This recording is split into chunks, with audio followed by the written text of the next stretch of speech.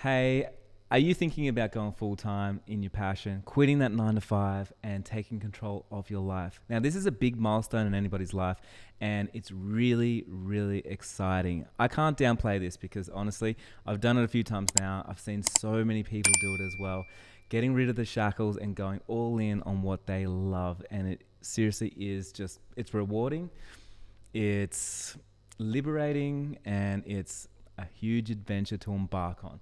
So on the podcast today, on the Make Your Break podcast today, I actually have gone over 10 different tips, tricks, and life lessons that I've gone through that's helped me navigate my transition to becoming a full-time creative entrepreneur, but also a lot of things that I've seen along the way because I have mentored thousands of mostly photographers now and course creators and other creatives through the transition of going from quitting their job, going into all-time, full-time working, literally every single day on their project, which of course a lot of people say it doesn't feel like work when you do what you love.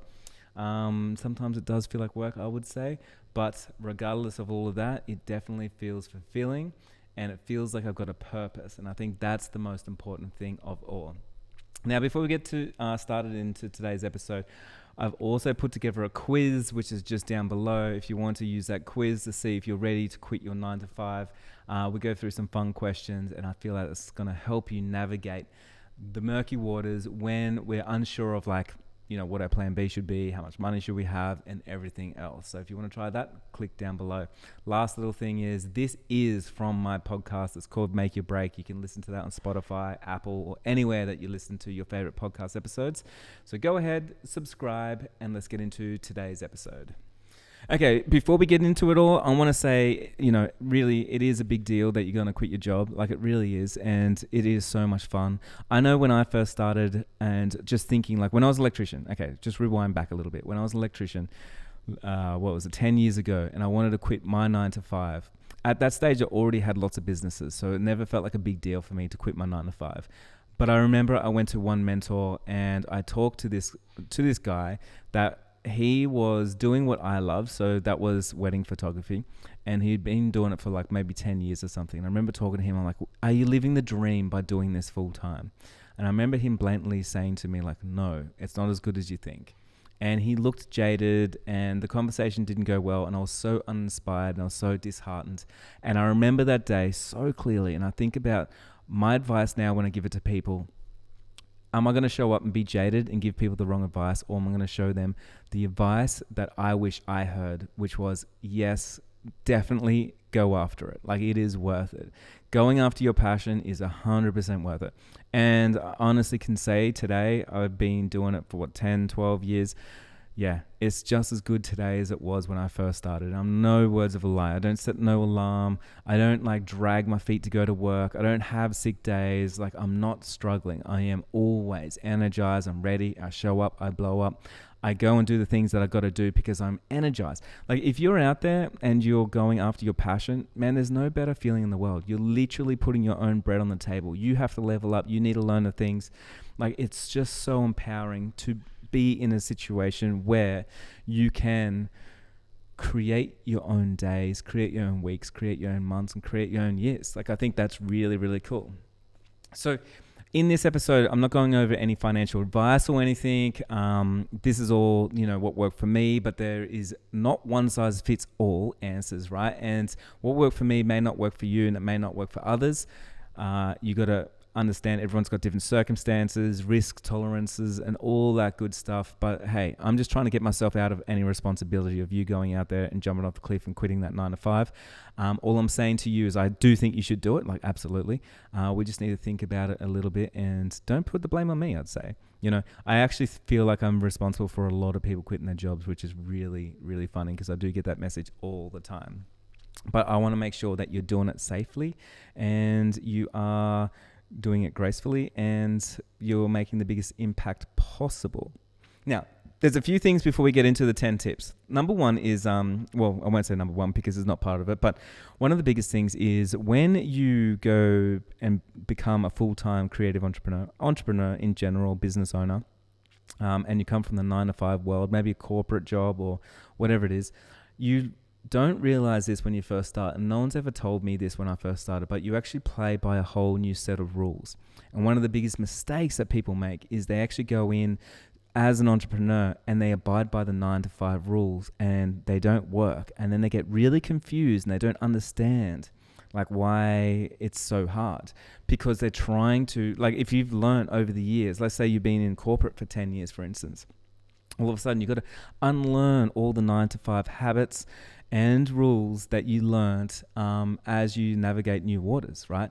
So new rules, you have new rules in time and time management, you know, a 9 to 5, just an example on that, like a 9 to 5 person seeks work-life balance because that's what's been sold to someone with 9 to 5. It's like you work 5 days and then you get 2 days off to go and play golf, go see your kids, you know, you live for the weekends, right? So that's kind of the advice that you've been told for so long. So you live for the weekends. And unfortunately, as entrepreneurs, it doesn't really work like that. We don't work as like nothing's ever in balance. It's all counterbalance. So there's a lot of things where we need to show up and we need to blow up and work on things. And then there's time we need to rest, and there's time we need to spend time with family and everything else. Which brings me on to the next thing. I mean, it's new rules with cycles. Like you no longer work a full year and then get 3 weeks off per year or 4 weeks or whatever it is. You no longer work 5 days a week and then get 2 days off. Like those rules are just out the window.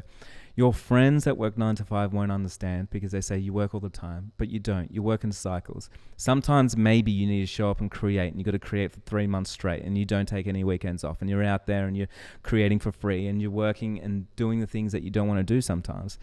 And then you have another 3 months where you have time off, and maybe you're traveling the world. Maybe you get to, you know, go snowboarding. You get to sleep in the morning. Like you get to do those things where your 9 to 5 friends don't get to do that. So instead of like that work-life balance, you need to work on cycles. Understand there's times when you need to show up and create. There's times when you need to monetize, and there's times when you need to rest. This is really important. Now, one of the other rules that no one ever talks about is getting paid.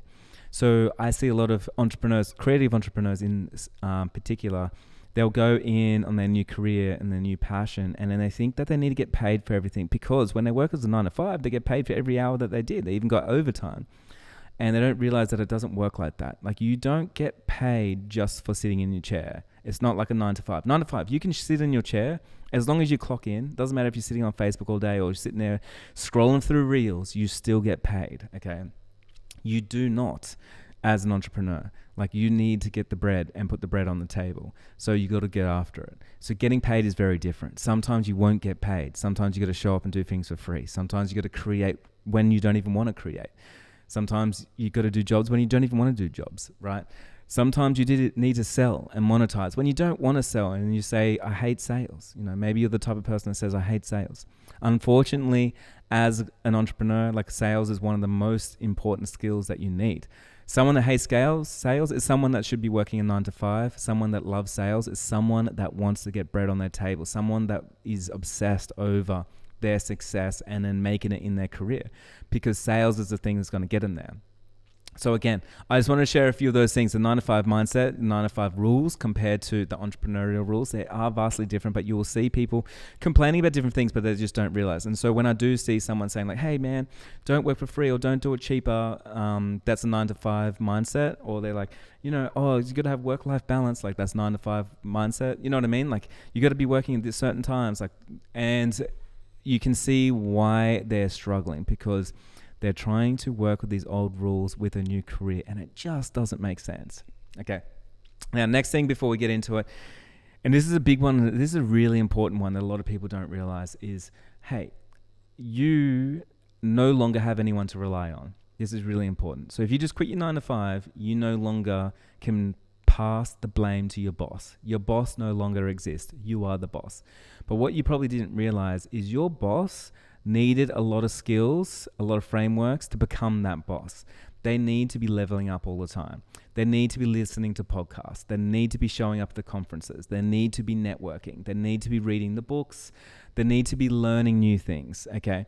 So for you now, I know a lot of people, when they first get into this, they're like, why is there so many courses? Why is there so many coaches? Why is there so many mentors? It's all oversaturated. I can just do it all on my own. Now, there is no awards for someone that's out there that's lost. There just isn't. And for some reason, even though throughout our whole life, you know, we have had a mentor or a coach or a teacher or a trainer with everything that we've ever done. Whether it's we learnt to walk with our parents, we did an apprenticeship or a traineeship and we had a boss, whether we had, we're in university or college and we had a headmaster, a teacher, a tutor, like whoever it was, we had somebody pushing us through and somebody showing us and somebody keeping us accountable. And then when it comes to business, for some reason, we're like, I'm an entrepreneur. I'm going to do it on my own. I don't need any help. There is no rewards for that. And in fact, it's the opposite. You won't get rewarded. You'll actually get penalized. The way that you get penalized is you get penalized by the marketplace. The less that you know, the less that you get paid. The smaller network group that you have, the less that you get paid. The bigger the knowledge gaps that you have, the less that you get paid. So that's just the way it is. So the quicker that you fulfill those knowledge gaps, the quicker that you meet new people, the quicker that you learn the new skills, means the quicker you're going to get paid more. So this is really, really important to remember, because I want to ask you the question, if you're upgrading yourself to becoming full-time in your passion, can you fill those shoes? Can you be the CEO of your business? Can you show up as a leader? Can you be that person? Are you willing to upgrade yourself? Are you willing to put your ego on the back burner? No more, I'm going to be self-made. I'm going to do it all myself, and going like, where do I need to be? Who do I need to know? What is it that I'm missing? So you got to start asking these questions. This is really important for your growth, because if you don't ask these questions, man, you won't get answers. You don't ask good questions, you won't get good answers, and you're going to be stuck for a long time.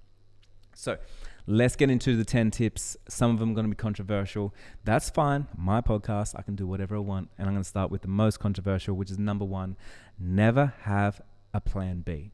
Honestly, I think one of the biggest mistakes that entrepreneurs make when they first quit their job is they obsess over a plan B. And this is not from my experience, because I've never had a plan B. This is from experience of me being a coach and coaching thousands and thousands of people through the process of quitting their job, going full-time as a photographer or videographer or musician or whatever it is, okay? It sounds like this. Someone will come to me and go, Jai, I'm thinking about becoming a full-time photographer and I can't wait to do it. It's going to be amazing. Now, if it doesn't work out, I can always go back to my 9 to 5. Always can go back to creating coffee, making coffees. I can always go back to drive Uber. I can always go back. And they'll start telling me plan B before I even heard plan A. I haven't even heard plan A yet. Like, doesn't that blow your mind? I'm like, wait, where's plan A? Tell me plan A all the way through, and then let's talk about plan B. Okay. Now, essentially, when someone's telling me plan B, I kind of know they're going to already fail. And the reason being is because they're planning to fail. They're putting it front and center. It's kind of like, I don't know if anyone's ever played golf, but like you look at the ball and you hit the ball and then you look where you're going, or what's another good analogy on that? Like if you're driving, like you look where you want to drive to, okay? And the car's going to follow. If you're snowboarding, like you look where you want the line that you want to drive down, and then the whole snowboard's going to follow you. If you're surfing, it's the same for everything, okay? So if you're looking to fail, then make a plan B. But if you're looking to succeed, make a plan A. And if it doesn't work, pivot and then make a new plan A. Keep working on the plan A, because, man, it's so uninspiring to work on plan Bs. No one wants to go back to a plan B. I don't want to go back to a plan B, and I'm sure you don't want to go and work on plan B. Imagine telling your friends at Christmas, how was your year, Joe? Oh, it was good. I was just working on plan B all year, actually. Plan A didn't work. It was devastating. Okay, I would rather you say, yes, good. It didn't work out to plan. That's okay, because I pivoted the plan, created a new plan, and I'm still working on plan A, the thing that I want to work on. I just hit it from a new angle. I just got some new marketing. I just met a new person. I got into a new room. I made it happen. I showed up more, okay? So this is really, really important. Also, plan B is going to keep you lazy. I've got to be honest.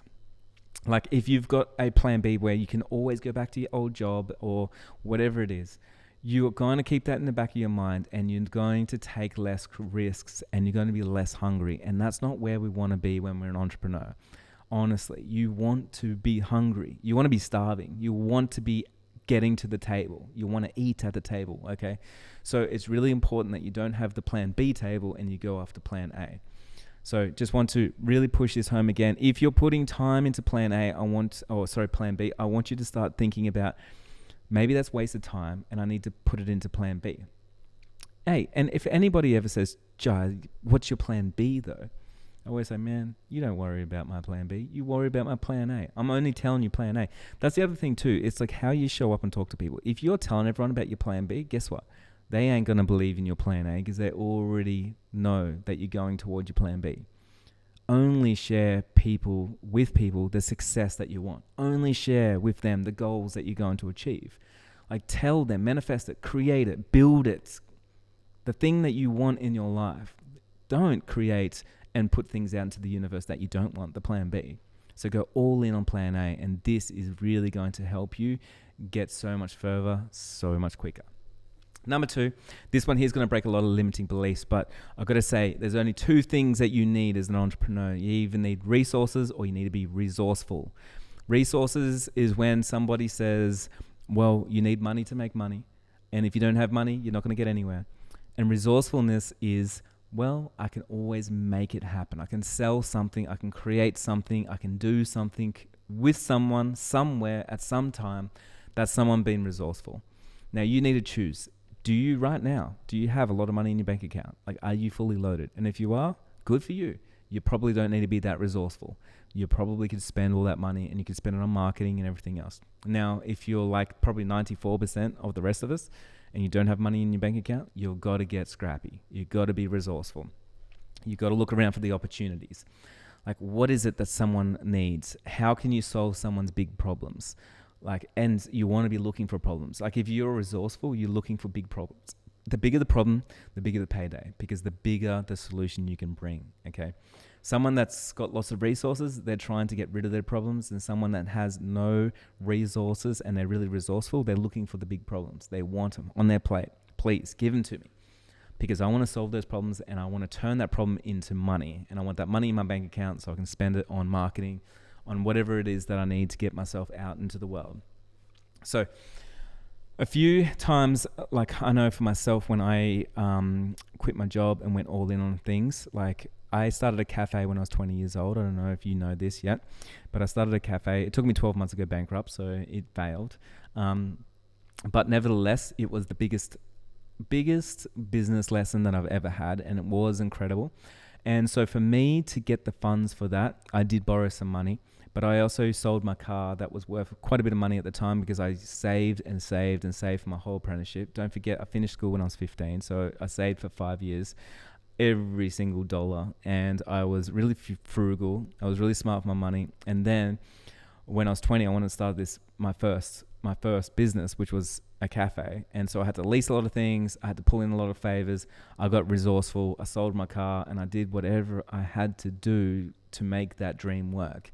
You have to, right? The next time was like I was working as an electrician, and I wanted to go all in on becoming a photographer, actually a wedding photographer. I think I was 25 years old. And I remember I had a car at the time and a few things. I had a TV. I had a whole lot of luxuries that I didn't need. So I sold the car cheaper than I should have. I sold my TV. We sold everything. We got out of our house. We downgraded to a share home. I leased a car. I hired a car for every wedding that I shot for I think 5 or 6 years before I bought a car, literally. So for 5 years, man, if someone's like, can you drive over here? I'm like, sorry, man, I just don't have a car. I just can't afford fuel right now. I can't afford insurance. I can't afford registration. I can't afford the upkeep. I can't afford the servicing. My dreams are too important for me to be obsessed over these little tiny bills that are just not getting me closer to my dreams. And I'd rather buy more gear. Okay, so the same thing as the share house. Like I couldn't afford electricity. I couldn't afford the gas and everything else. So if I shared it with other people, then all of a sudden I could afford it and we weren't out in the street. Do we have a TV? No, I sold the TV. We didn't have Netflix. We weren't going in and spending money on things that we didn't need to. And these are the sacrifices that a lot of people don't see, especially even with my career. But I've got to say here, man, sometimes you got to be resourceful. It's so easy, but it's also a poor excuse just to say you got no money. Okay, but I would say it's even easier to be resourceful because you got to choose your hard. Like if you're literally saying to people right now that, okay, I got no money, that's why I can't make this happen. That's one hard because you're sitting there stuck. Or the other hard is you're going to go and get some money. You're going to go sell some things. Like, do you really need a payment plan on a TV or a new phone? Like, can you downgrade something, some luxuries in your life? Like, get back to your means on where you want to be with the life that you want and then build up from there. So again, I want you to think about, do you have resources or are you resourceful? And if you're not resourceful, you're going to have to get resourceful if you have no money or if you have no time or anything else. Number 3. Okay, there's no golden rules to how much money you should have in your bank account when you quit. You are always going to spend the money that you have. Okay, this is a golden rule just for finance. Like, people think, if I save $20,000 then I'll be sweet and I'll quit my job. The problem is you save $20,000 and the registration on your car comes up. You got to buy new tires. You got to pay for some school fees. You got to pay for a course. You got to pay for a website. 20 grand's gone, man. Happens to everyone, and that's why there's credit cards. Literally everyone on the planet. Everyone will spend the money that they have in their bank account on what they deem is the most important thing for them right there. So it's a failed formula that we've been told that you got to save yourself to riches, but I have never seen or witnessed anyone save themselves to riches. It just doesn't work. So there's other things that we can do here. Now, some people do say, like, you can have, if you got a longer runway, then you can lift off a bigger aeroplane. I don't know if you heard that before, but the runway is how much money have you got. So the longer that you can run, so you can lift. But honestly, like, when I quit my job, man, I had no money. And I've had no money so many times. And I personally, the way that I work is I just have an idea and I'm straight into it. I'm not waiting for a certain amount in my bank account or anything else.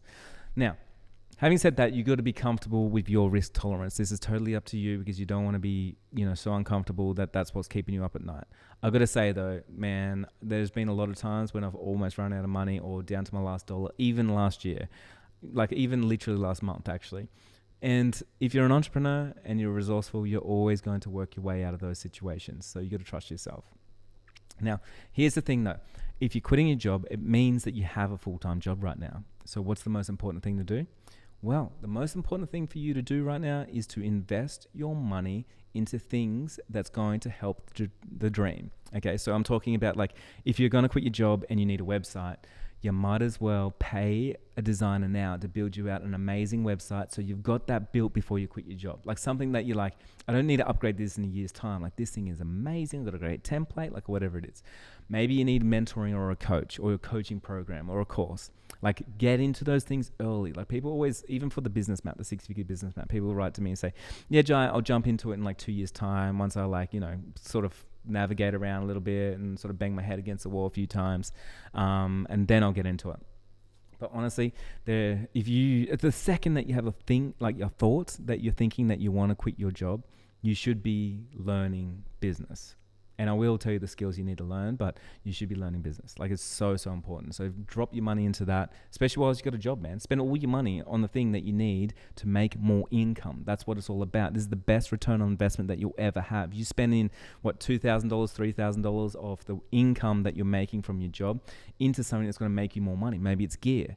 Okay, so maybe you need some more gear. Maybe subscriptions. You could pay for your subscriptions in full before you quit your job. That way, you're not worried about paying for Studio Ninja or Adobe or whatever it is that you pay for. So little things like that. Like, I know one thing that I did is I actually got rid of my payment plan for my phone, and I pay for my phone outright, and I usually buy it. I still do today. I buy like a second-hand phone, and then I have a much cheaper plan on my phone, so I'm not paying for a nice luxury phone all the time. So it could be little things like that. Like, set yourself up so you don't have big bills. Maybe you got a car that's just too expensive. Like, do you need a fancy car when you're quitting your job and going obsessed into your passion? Like, do you really need it? Do you really need the newest, latest, greatest? Like, ask yourself, because the newest, latest, greatest is going to cost you in insurance. It's going to cost you in upkeep and everything else. Maybe you don't. Maybe you do. You do the maths though. You do the numbers. Be honest with yourself. This is not a popularity competition anymore. That's the 9-to-5 rules. The 9-to-5 rules is like work, show people that you're successful by showing off some bling. Entrepreneur life is not like that. Entrepreneur life is like, I am going to do the things that I have to do to get the success that I want, that you probably won't do, that you won't sacrifice. Okay, so to be out there in the marketplace, that's the mentality that you got to have. So having a nice watch, having a TV, a third TV in your house, sell the shit, man. You don't need it. Like, honestly. And then when your friends come over and go, hey, you don't have as many TVs as us, you mustn't be as successful. Well, I get to wake up when I want. I get to do what I want. I get to, be in line with my passion. I'm in the flow. I get to create. It's fulfilling. And if I work like that, I'm going to probably make a lot more money than you. That's the funny thing too. I remember when I was an electrician, I was making a lot of money. I was like one of the highest paid electricians because I learned some really valuable skills that helped me level up, which was like leadership and things like that. And the funny thing was, when I quit my job, I had a lot of co-workers all saying to me like, Jai, you're going to miss the money. Being a photographer, you're going to be a poor artist for the rest of your life. And what's really interesting, I think it took like 12 months, maybe 18 months, and I was making more money from photography than I was as an electrician. And then within, I think 24 months, I doubled my income. And since then, I've probably like 20x my income. So honestly, the 9-to-5 thing, like we think it's safe and we think it's good money, but honestly, it's probably holding you back. So just something to think about right there. Number 4, you need to learn high earning skills. This is really important. And I'm not talking about like, if you're a photographer, you need to learn more about your camera. If you're a musician, you need to learn a couple of more scales or a couple more chords. I'm not talking about that. I'm talking about entrepreneurial skills that you need, that you must have, I believe. These are the ones that you must have to earn more money. Even if you work 9 to 5 right now, if you learn these skills, you will be paid more. Okay, it correlates, right? So number 1 is communication. If you can learn to communicate, properly communicate, like I'm talking about like you sharing stories, being able to persuade, being able to share an idea, get people in on an idea, get people to invest in you. If you can communicate properly, you're going to earn more money across the board, no matter what it is that you do. Okay. Number 2 is leadership. So communication works in leadership. Like leadership, you need good communication skills. So to be able to show up as a leader, I'm talking about a leader for yourself first and foremost. Like, are you able to, eat clean, show up, exercise? Are you able to get in there and do the work, create when no one else is watching? Are you able to do those things? Get off social media if you've got to be off social media. Like, can you do that? So leadership for yourself, leadership for your clients. Can you show up for them when they need it? When there's a pandemic or something that comes around, like, can you show up for them when something goes wrong? Are you a rock for your clients? Really important, okay? Next is marketing. Okay, and so communication goes in marketing as well. So marketing is me marketing my idea, my project, and putting it out to the world. It's me showing up on Reels. It's me being on the podcast. It's me being on YouTube. It's me doing whatever. Okay, so if I can communicate ideas across in marketing, it means I can get more attention, which means fundamentally I'm going to make more money. The next one and the last one is sales. Okay, so sales, if you're the type of person right now, you're like, Jai, I'm a creative and I don't really like sales and they make me feel bad and icky and everything, you're being lazy. I gotta say it. Okay, so sales isn't hard. It's really, really easy actually. And it goes to communications. Sales is just you being the best version of yourself. I mean, you being sold on yourself. That's all it is. If you're sold on yourself, you don't have to make any more sales. People will get themselves to you, to buy from you, to do work with you, to collaborate with you, to be in your ecosystem because you're sold on yourself. There's not that many people that are sold on yourself. And communication is going to get that across to people. So communication, it works in leadership, it works in marketing, it works in sales. If you could obsess over those 4 crafts, then you're going to do really well in business as an entrepreneur, because from there, you can honestly get yourself out of a situation. If you got really good, if you those 4 things, it means you don't need to have resources. You can be resourceful because you got those 4 things. You don't have to have much money in your bank account. You don't need to save. You could quit your job if you got $1 in your bank account. Doesn't matter, because you got communication skills. You can go and network. You can meet people. You can meet the people that you need to meet. You've got leadership, so you can lead people to where they need to be. You got the marketing skills, so you can get known by people. Okay, so you can get your brand out there, you can become omnipresent, and you got sales, so you can communicate your worth to people. Okay, so you can communicate an idea to someone, they understand what the value is, and they're going to purchase from you and makes a transaction. So obsess over those, learn those things, learn the people that know those things, go and meet those people, get into their courses, get into their programs, do whatever it takes, man, because this is the most important thing. And the weird thing is, this is so weird. In the entrepreneurial space, like, people just don't know sales. I don't know why. It's this weird thing. This is what it sounds like. Like, okay, so Jai, I'm a wedding photographer. So I made more content for Instagram, and I made some reels this week. I made lots of it actually, made tons and tons of content. And then they went to my website, and then they sent me an inquiry, and then I sent just an email back, and I never heard back from them. And then people go, oh, you need to post more on social media. That's what the problem is. Oh, the algorithm's wrong. Maybe it's because you got to do reels. You need 1 million views on reels.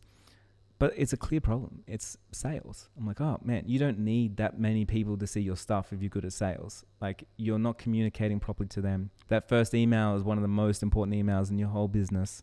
That first inquiry, have you practiced it? Do you have a template? Have you changed the template? Have you learnt the psychology behind copywriting? Do you know sales copywriting? Like that one thing. It only take you a couple of hours to learn it. If you spent right now 20 hours on sales to learn sales in and out, you would fundamentally change your business and you'd solve so many problems. That's the weird thing. It's like a big domino. You'd solve so many problems that you didn't even know that you could solve, because you think it's a mystery, but nothing's a mystery in business. It's all a repeatable process that you can do over and over, no matter what niche, no matter what market, no matter what area, no matter what you're doing. It's a repeatable process. Someone else has done it before. No matter how special you think you are, someone has done it before and they can do it again, and someone's going to come after you as well. It's a repeatable process. So if you're lost right now, it's the same as just literally put it into your GPS, Google Maps. It'll get you there. That's how I see sales. When someone's like lost with sales, I'm like, dude, just stick it in the Google Maps, man. It'll get you there. Why are you asking me for directions? Just stick it in and follow the prompts. Okay. So it is that simple. So I just wanted to really push that home. Number five is, I believe you do need a business map. That's not just because I'm selling you a course called the 6-Figure Business Map, but it is why I called it a business map. So my business map and a business map is basically, you have a ship, and the ship is going to take you to your unrealistic goals. All a ship is, which is your business, is a vessel to get you from where you are now to where you want to be. That's all it is. Once you get there, you can sink it. It doesn't matter. Like, so many of us, we emphasize so much on our ship, but really all it is a vessel. It's you. You're a personal brand. You're building something. Once you get there, hey, you can have lots of ships, man. I've got like businesses everywhere. It doesn't matter. So you're the captain of the ship though. Okay, so you need to navigate that thing. So if you embark on this big journey and you've got no idea what your goal is, what your target is, you can't hit something that you can't see or you can't visualize, and you don't know how to get there, guess what? You already know you're going to fail. Like, I already know you will. Like, how can you get somewhere where you don't even know where somewhere is? It just doesn't exist. And so before you quit your job and embark on the journey, I would say, like, make sure you got a clear roadmap. And I call that a business map. Now, it can be as simple as anything. For me, when I first started my photography business, it was literally like, I want to sell out workshops. I want to be a rangefinder, top 30 photographer. I want to be one of the best photographers in the world. And I want to be one of the most sought after educators in the world in the photography space. That's what I wanted. And I wrote that down. Then I was like, okay, so once I wrote that down, I was like, what needs to be true for that to come true? Okay. So then I started doing myself the terms and conditions. Well, if I want to be featured all the time, I need to know the editors of the magazines. I need to obsess over understanding communication so I can talk to them, so I can, the rest is history. So you can reverse engineer that thing, but it's really important that you know where you're going and how you're going to get yourself there, at least a couple of steps. And you know what? The how is way less important. In fact, the who sometimes is more important. Like, sometimes I'm like, okay, I want to get featured in the magazines, and I'm like, who do I need to know to get myself featured in the magazines? Oh, well, the editor, of course. So I introduced myself, sent out an email. She wrote back, so nice for you to do that, Jai. Most people just send me crap and then never say anything. Okay, so communication skills, leadership skills all came into that. Marketing, I'm pushing myself. Sales, showed them that I'm like so confident. I'm sold on myself. They need to be sold on me as well. And so then I achieved the goal very fast. So for you, you need to have a clear idea on where you're going, and then who can help you on that journey. Number 6, having said all of that, you can crunch all the numbers and everything else. And with the business map, I don't know if you know this, but if you are a photographer and you want to go full time and you want to work out your numbers and how much money you need to make and what you need to do, I've actually got a pricing calculator on my website. It does cost money. It's not very much. It's definitely worth it. You can put in all your numbers, and then you can work out how many jobs do you need to book per year, and you can reverse engineer anything, so you can see how much you need to charge as well. Now, I'm just saying this because on number 6, I want you to trust your intuition. Now, this is really important, and this one comes from my experience. As an entrepreneur, a lot of the times when we first start and we're 9 to 5, we are very naive, glassy-eyed, and we look out and we just think, man, the world's our oyster. Somewhere along the line, we lose ourselves and we stop trusting ourselves because we make a couple of little mistakes. Then from there, what happens is it compounds and we get less confident. And then there's this weird lull moment in your career where you feel like you don't know what you're doing anymore. Your marketing is not working, and everything else. And then when you come out the other side, you hit a new level and you can absolutely skyrocket. But we all go through this bit of a slump in business, okay? Now, I believe you got to trust your intuition above everybody else. You got to trust you above everybody else. This is really, really important. So if you are doing your business plan and then the numbers, they all work out and you think, sweet, this is all good to go, but it doesn't feel right to you and in your gut, then I would not do that. Because for some reason, I have always followed my intuition, my gut feeling, and it's always served me right. Now, on the flip side, sometimes I'll have a business where it doesn't make financial sense. Not at all. Not even a little bit. And for some reason, I feel compelled to do it. And I do it, and it works out. Weird, isn't it? But it works out in a different way that I didn't understand. One example of that, let's talk about examples. One example of that is I remember when I started the Wedding Photography Summit. And when I did that, I noticed everyone was doing these like lousy Zoom calls and it was like low production. And people were like, yeah, well, if it's free or doesn't cost much, we don't need to deliver much. And I just didn't believe in that philosophy. I always think like if I'm putting myself out there and my name to something, I want to do the best I can possibly do, regardless of how much someone pays me. That's got no factor to it. So we went out and we produced the highest level that we could do, and we overspent and it made no sense. And on paper, it looked like we weren't going to make our money back. And we spent way too much on ads and everything else. And at the end, we made our money back, probably only just, but we made something else that I didn't realize and I wasn't even going after. And that was brand reputation. Now, see, a few years later, after my first event, because we've been doing that ever since my first event, I went to Los Angeles and I was meeting some people in real life, like a few students of mine that's been to a lot of these events. And because I haven't really met that many people in real life, I just didn't know how people perceived us. And one of the things they said was like, Jai, you guys go all in, like it's just next level. Every time I watch one of your events, like I just know that if you guys are putting it on, it's going to be valuable. It's going to be worth so much more than the money I paid, right? And I realized, I was like, wow, without even knowing it, we've been building a brand reputation. And I just didn't see that when I was stacking up the numbers. Because when you stack up the numbers, you usually just look at the numbers. Like, how much money can you make? You know, I want to be a 6-figure photographer. So then you start taking on jobs that only pay. And then you don't build a brand, or you don't build a portfolio that you love, or you miss something else. So there's all these intrinsic things that you can get by going in anyway, even though it doesn't make sense, and then making something from it. And that's been resourceful.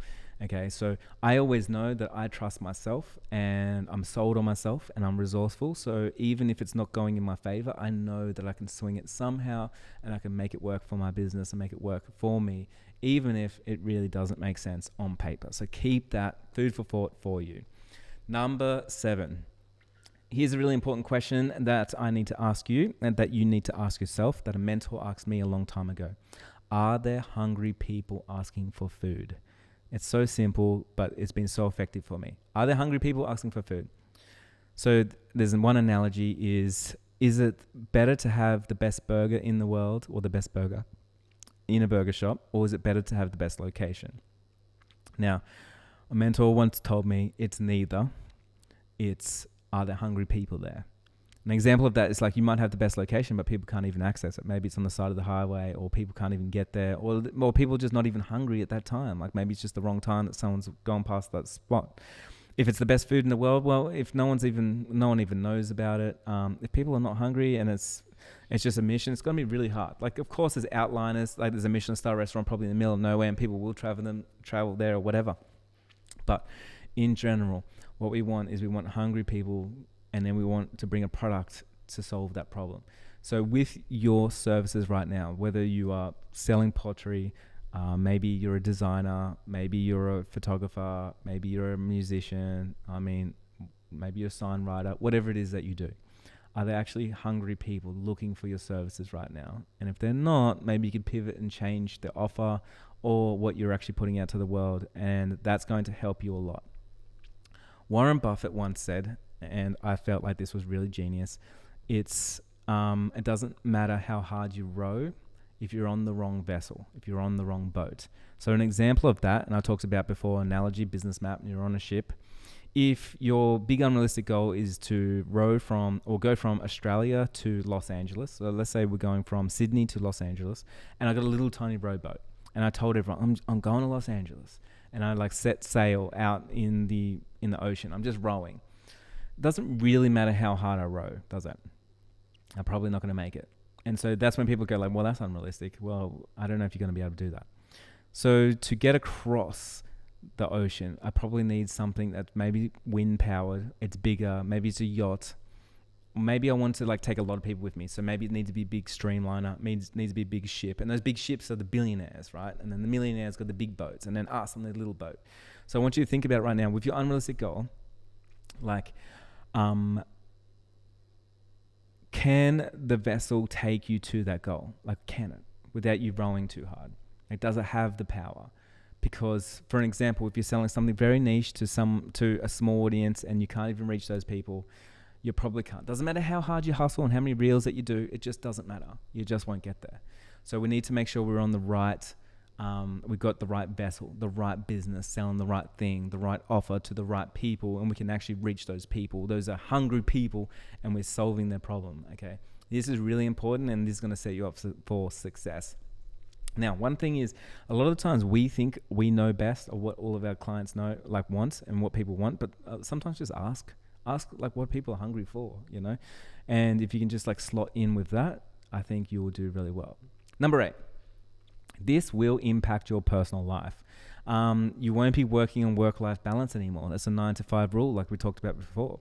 Instead, you're going to be working in seasons. Sometimes you got to show up harder than ever before. Sometimes you got to show up and you got to work big days. Sometimes 15-hour days I've worked, you know, for 3 months straight every single day. Like sometimes you have to be in the creation zone. You got to do that. Sometimes we've got to show up and we've got to monetize. We've got to make money. We don't have money for rent this month. Sometimes we've got to show up and we've got to start selling things. We've got to create a new offer. We've got to create a new service. Sometimes we just have to do those things. Okay. Sometimes we need rest. Sometimes we're going to feel burnout. Sometimes we're going to feel overworked and underpaid. And sometimes we need to take 3 months to travel around Europe or around Los Angeles. Sometimes we need to go to Disneyland, like whatever it is. Okay. Sometimes we need to go snowboarding. And that's okay. So you're going to be working on counterbalance. Sometimes you're going to be obsessing over work, but sometimes you need to obsess over your kids. Sometimes it's your partner. Sometimes it's spirituality. Sometimes it's your mental health. Sometimes your physical health. But to do anything great, you're going to be out of balance. That's just the point of it. Like if Steve Jobs couldn't get balance in his life or work-life balance, what's the hope of the rest of us? You know, we look at these geniuses, they don't have balance. Okay, so if you want to do something that's great, something that's remarkable, then something's going to be out of balance in your life and you just got to accept it. And if you accept it, it's so much easier because now you can have the conversation of, oh, this is the phase that I'm in. I can communicate this with everybody around me. What's the next phase and how can I bring them along? So that way I'm counterbalancing. How can I obsess over my partner and my kids and my relationships, my friends and my family? And then I want to obsess over my work and then I want to obsess over my health. And then how can I do that healthily all the way across? I don't even think that's a word. Healthily. Don't think that's a word. How can you do that across everything that you do in your life? Because, hey, here's the thing. If you are out of balance or out of whack with one thing, it's going to be really hard to show up with everything else. So if you're struggling physically, like your physical health, you're eating McDonald's, you're having cheat day every day, like you're eating, high saturated foods, tons of sugar, you're eating refined sugars, you're not going to show up as your best version of yourself when it comes to entrepreneurship. You just won't. Like your brain doesn't have the right food for it to function properly. You don't have the right energy in your body. If you're drinking energy drinks, you're drinking 10 coffees a day, you're doing these things, man, you are depleting your body and not giving it what it needs to grow. Okay, so that could be saying your mental health. Maybe you're waking up in the morning, you're just scrolling on social media, your mental health's going down. You're comparing with everybody else and then you're getting envious instead of being inspired. Your mental health's starting to slump. So all these things can start slumping, and that's sort of when we get into the slump of business as well. I want to say this, that big slump is when we first start, we look around and we get so inspired by everybody else, and then we think the world's our oyster, and then we get to a point where one day we open up social media and then we start comparing ourselves and it turns to envy. We start thinking, man, everyone else is doing better than me. I wish I was doing better. I wish I showed up and did more reels. I wish I did this. And, my stuff's not good enough, and we get imposter syndrome and stuff. And then the people that get really successful are the ones that get through that slump, and then they find their own worth. They learn sales. They get sold on themselves, and they go, oh my God, man, I have got something here that people want, and this is really important. And then they push themselves through that slump, and then they get to that new level. This is really important, okay? And expect it. It's going to happen. Like, that slump's going to happen for you. So this is really, really important. Why are we going all in like this? Well, because we're going to live a fuller life.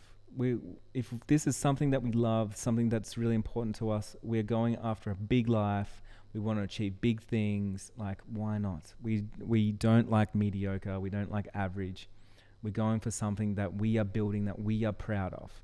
So working in cycles, for me, I'm like, that's totally fine. Not having work-life balance, that's totally fine.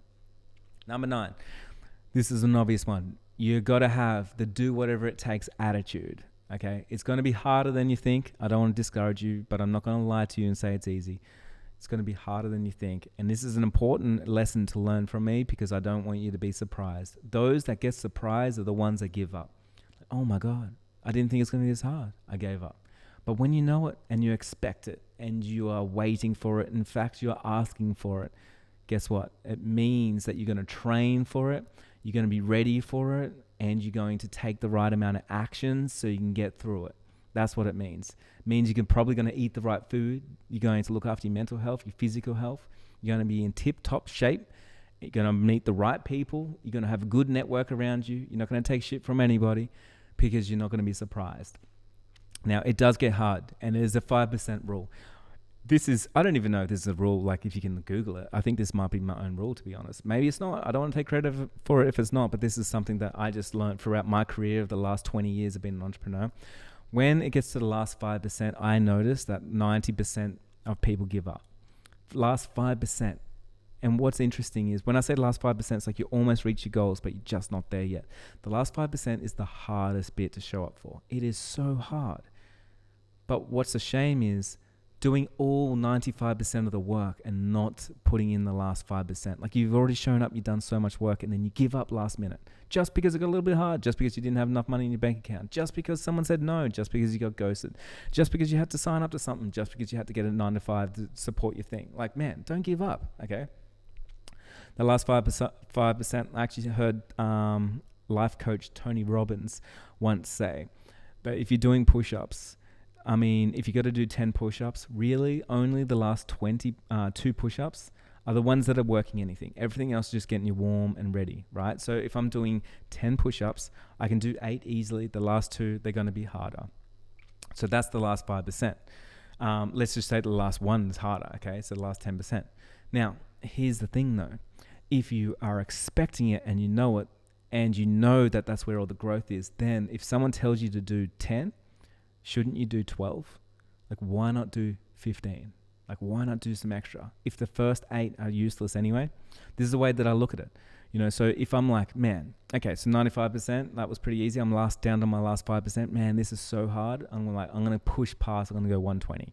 Like, why not? I'm going to over push, over deliver, over create. I'm going to do the things that I got to do, because I know that's where all the growth is. The 95 is building the foundations, and I'm finally just about to blow up, and then I'm about to give up. Instead of that, I'm going to flip it. I'm going to go all in. I know I was creating 1 reel per day before. I'm starting to get some momentum now, so I'm going 3 reels per day. Okay, so that's where you push, and that will really take you into the stratosphere. Just remember, man, just like going to the gym is consistency, but just going to the gym, of course, it's going to get harder than the last reps. Don't be surprised. Like, it shouldn't be a shock to you. It's just part of it. So show up and do the reps, and then do it some more, and then you'll see huge results. The huge results only happen in that section too. Like, if you just go to the gym and you're just sort of walking on the treadmill for 5 minutes a day, and then you go back to your unhealthy eating, chances are you're not going to see any results. But everything has to happen to get results at the gym. You have to eat clean. You got to show up and you got to train. You got to sleep properly. You got to rest. You got to do everything. You got to supplement, So it's the same in business. So everything across the board has got to be in lock. So I'm talking about your relationships. They've got to be good. Your sleep. You've got to be waking up at the right time. You've got to be sleeping good, like everything else. Because if you can show up like that, man, when it gets hard, you you want it to get hard because you know it's going to shake out all your competition. It's going to shake out everybody else. It's going to leave the market share for you because you are primed and you're ready. You're waiting for this bit. This is the game now. This is when the game starts. While everybody else is struggling for the 9 to 5, you're like, all right, we're finally here. We're here. Who's out there? What can we do? Number 10. Number 10 for you that are going to go out there and quit your 9 to 5, I want you to have an exit strategy from your current job. This one's really important. You need to plan a smooth transition from your current job, which includes, of course, your timing, your finances, and fulfilling all obligations on your final job. Now, this is really important because you don't want to burn any bridges anywhere. Okay, this is super important. Like with coworkers, anything like that, people will judge you on how this happens.